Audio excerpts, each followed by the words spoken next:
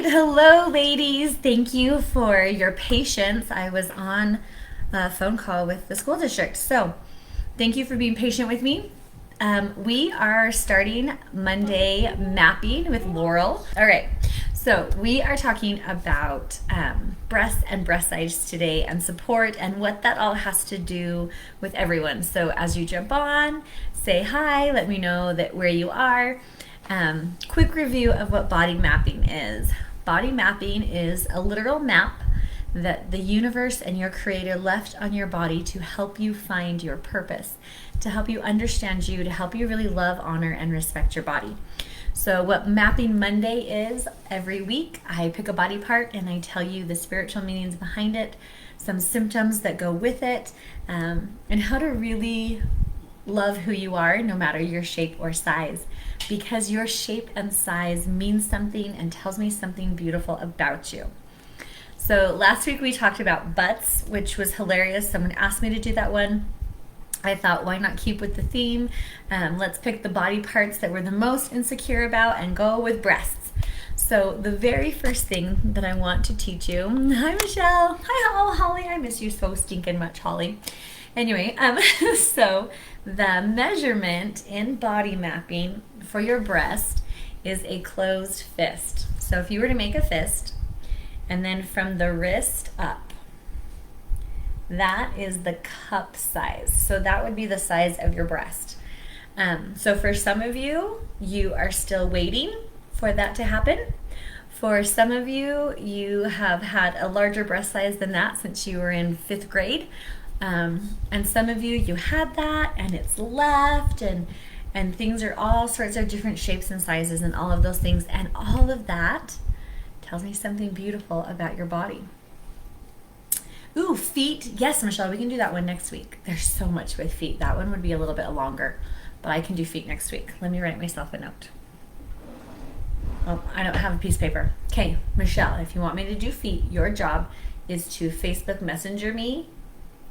We're doing feet next week so that I can remember. Okay. Yeah, I totally do requests. So with your breast, when you measure, so for women, obviously, they have a breast, so it would be mass. But for a man, if you take the square of his palm, and this is why body mapping is important, my palm will never accurately measure someone else's pectoral muscle.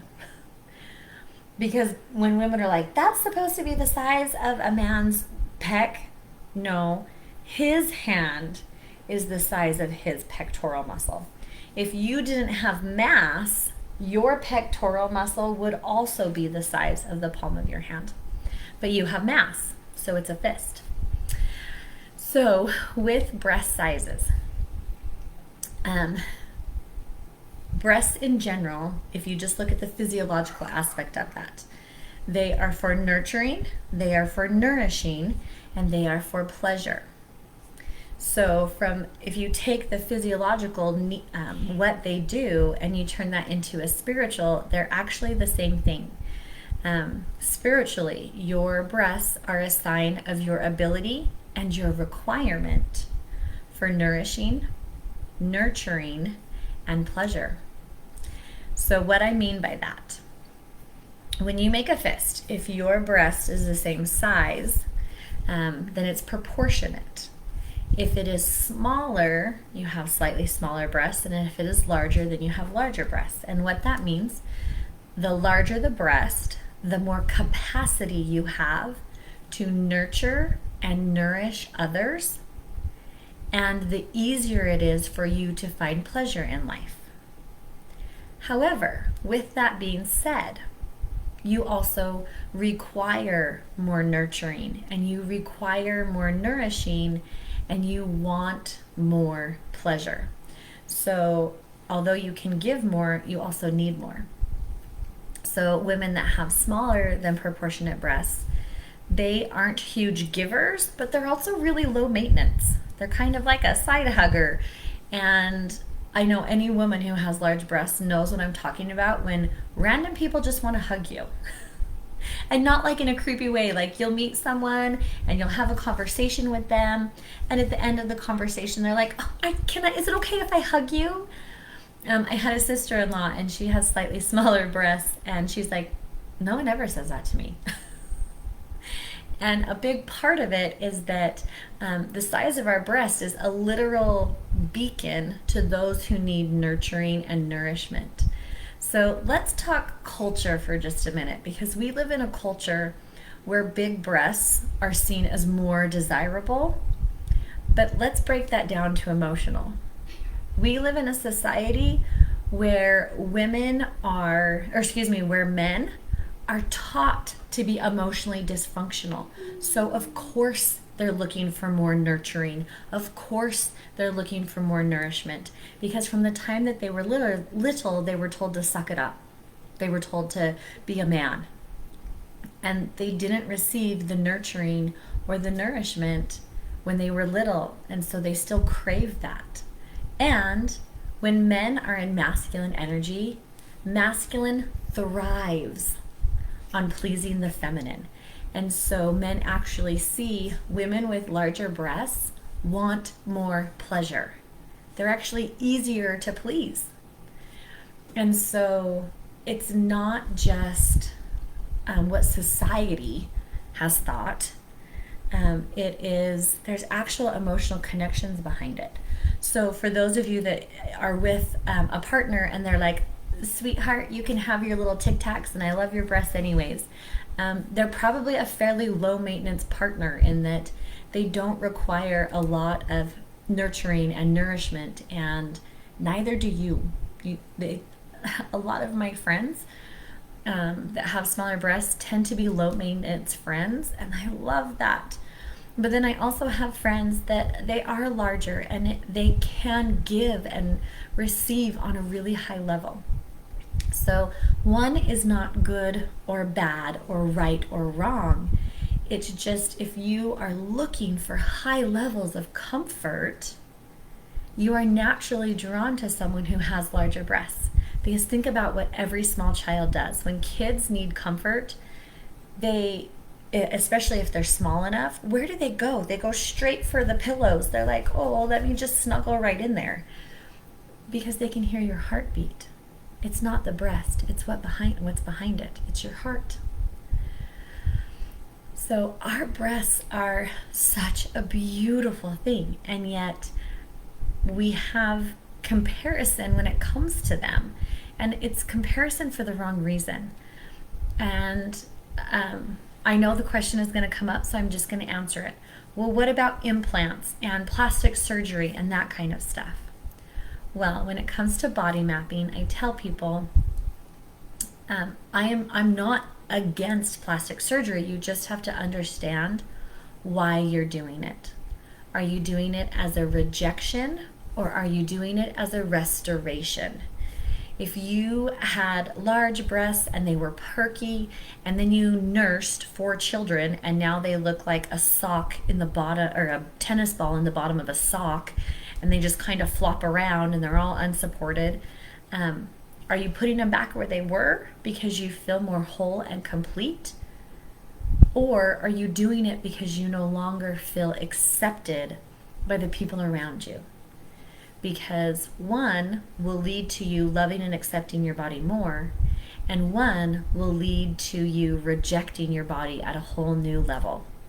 So if you are thinking about breast reduction, a lot of times women who want breast reduction, it's because physiologically they have poor support, and emotionally and psychologically they have poor support. So I tell women all the time, if you want your breasts to stay up, support them. Physically, emotionally, spiritually, your breasts are an indicator of how much you do or do not feel supported in your ability to help and nurture and nourish others. So from a physical perspective, do some weightlifting and buy a better bra. If you've got triple H's and each breast is 20 pounds in and of itself, buy a really good bra. Like, spend the $200 or $300 and buy a good bra. Give your ability to nurture and nourish others support. then also get emotional support. Don't surround yourself with takers. Have personal boundaries. Give yourself permission to say no, and give yourself permission to care for yourself.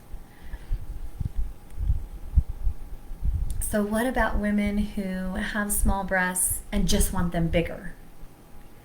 Well, for a lot of these women, it is because they feel like they have more of a capacity to give, or they're trying to please some comparison that they have in their head. Because you don't actually have to have large breasts in order to have a large capacity to give. It's just that is a signal to others what your capacity to give, to nurture, to nourish others is. But it's also how much pleasure you need. So women with smaller breasts, they're not going to be your high maintenance, really needy, whiny friends. Now,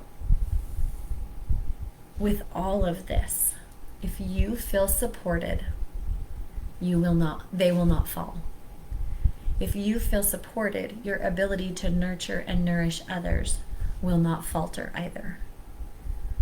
Your breasts are very much an indicator of whether or not you are at a healthy space of caring for others, or if you are in a space of mother martyr or damsel in distress. You are so into, I have to fix, save, please everyone, that it is sucking the life from me. And then your breasts will fall because you need more support than that. So I absolutely love my breasts.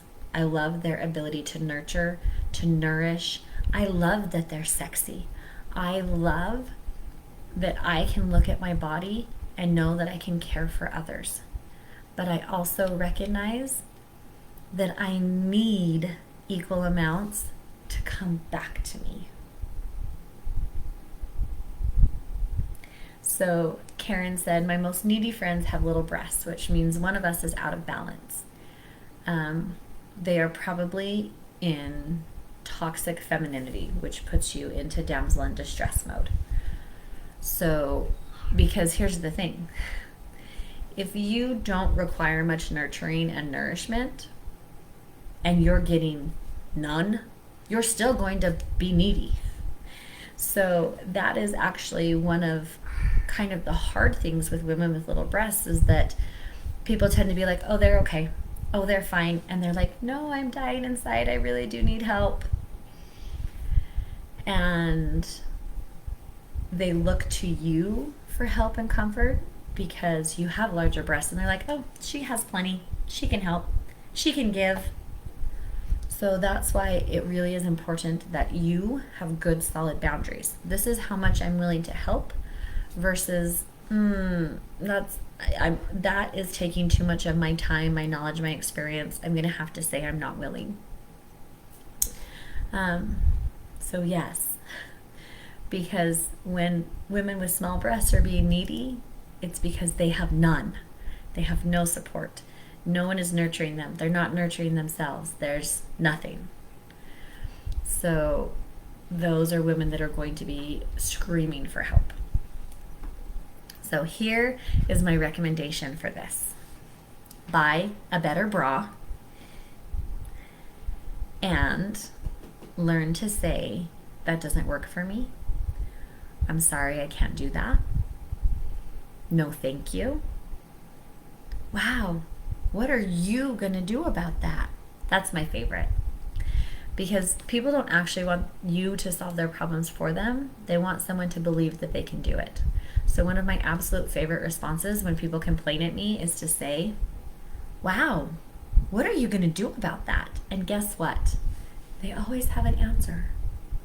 So show belief in people instead of trying to save them. Gina said, is there a correlation in this with people taking advantage of you in not just life, but in business? That is a great question, Gina. And yes, there is. People tend, because breasts are about capacity and your ability to nurture. And so people know Well, they can nurture me more and longer. And so they tend to, okay, I have to choose my words carefully when I say this. It's not that they're trying to take advantage of you, but they have the perception of, you should give me more for less. Because you have plenty. You have plenty. It's kind of like the concept of the rich should give to the poor, not because the poor have earned it, but the rich have it, so why can't they give it away? Gina has the capacity to love. Why can't she just love freely? She has the capacity to nurture. Why can't she just do it all on her own? Because you have boundaries, and because you have worth, and because you understand that you don't have to do it all by yourself. So women with larger breasts have a greater need to have very firm, solid boundaries in business and in intimacy. But here's the cool thing. The larger the breasts, you really do, it is easier for you to find things in life that you enjoy. However, then you have to work on all the mindset stuff that tells you whether or not you deserve to have good things. So, which the deserving part affects both small, medium, and large-breasted women. But when a large-breasted woman can say, I do deserve to have good things, she usually has really high, good quality things. She's like, this is going to need to really help me for a long time. So she's going to take the 25-minute bath and have the Epsom salts and all of that good stuff in it, where someone who needs a little less nurturing and nourishment would be like, hey, can you just, give me a hug, or, just a quick moment of goodness. Okay, it looked like there was another comment, but now I can't find it. Okay, so buy a better bra and learn to say no. That is my know this about your breasts. And when you feel supported, they stay up. And when you feel unsupported, they fall down. I absolutely love having you guys come on these Mapping Mondays with me. If you watch the replay, hit me with the replay. I would love for everyone who watches this to actually type in the comments, I love my breasts because, and pick a reason. Why do you love them? Find a reason to love them, even if they are stretch marks and Tic Tacs, whatever. Why do you love your breasts? What have they given you? What have they given others? I absolutely love my breasts. They are so good for me. And the other thing, use kind words for them. They're not boobs. They're not tits. They're not tatas. They're breasts. And they have a very beautiful purpose. They are there to nurture. They are there to nourish. And most importantly, they are there for your pleasure. And you do deserve to have good things. And when you feel supported in those good things, they stay up. So next week, by request, we will be talking about feet. And I hope that this was helpful. Let's see. I often feel selfish when I do big self-care things. Now I know I have permission. You absolutely have permission, and Karen, you really do need it. You need a lot of rejuvenation and renewal. So, okay. Thank you, ladies. And for those of you that are doing the 5-day Out of Overwhelm with me, I love you. Thank you so much for being in that. It is not too late to sign up for that. For those of you that are interested in it, everything gets recorded. The 5-minute meditation and the 1-hour class will be in there, probably within the next 10 minutes. So I love you. I will see you next week. If you have body part requests that you want to know about, let me know. Next week will be feet. And we'll talk to you next week. I love you. Thank you, ladies.